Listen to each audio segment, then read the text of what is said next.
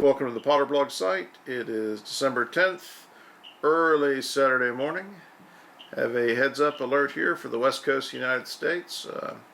There was an emergency that occurred in Fukushima on December 7th, and the next day after this emergency, TEPCO claimed it was actually just emergency training that occurred during the nighttime.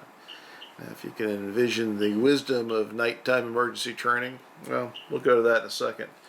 But here's the thing to be on the lookout for. Here is the jet stream map. This is the real map, actual data. Dead center here is the North Pole. Over here we have Fukushima. And here we have the United States. This gray area are high-speed jet stream winds. And if you can see the date up here, so we'll start at December 6th. We'll let it roll through one more time so you can see, all right, December 6th.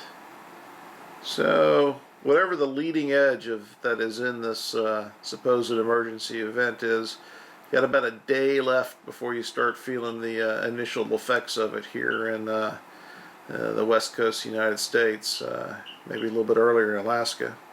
So let's just hope that this TEPCO's emergency nighttime training, as they call it here, emergency security measures nighttime training, was only releasing emergency training mist that evening.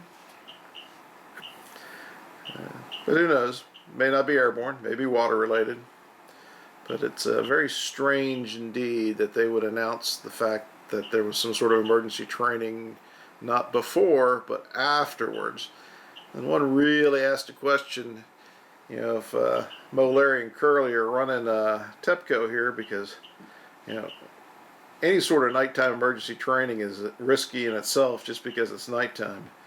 But to hold nighttime emergency training in a nuclear disaster zone in the midst of 3 melted down reactors in a highly radioactive area, when you already have limited manpower to deal with the situation to begin with, I don't know, it's stretching credibility. But in any case,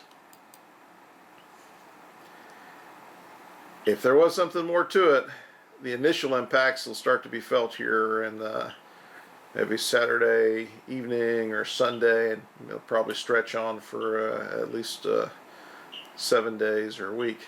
So if you live in the western United States and you have a Geiger counter, this would be a very good time to start doing some testing, see if you see any changes as this jet stream comes overhead. Definitely would want to stay out of the rain, and if you have home air filters, HEPA filters, be a good time to run them. Good night.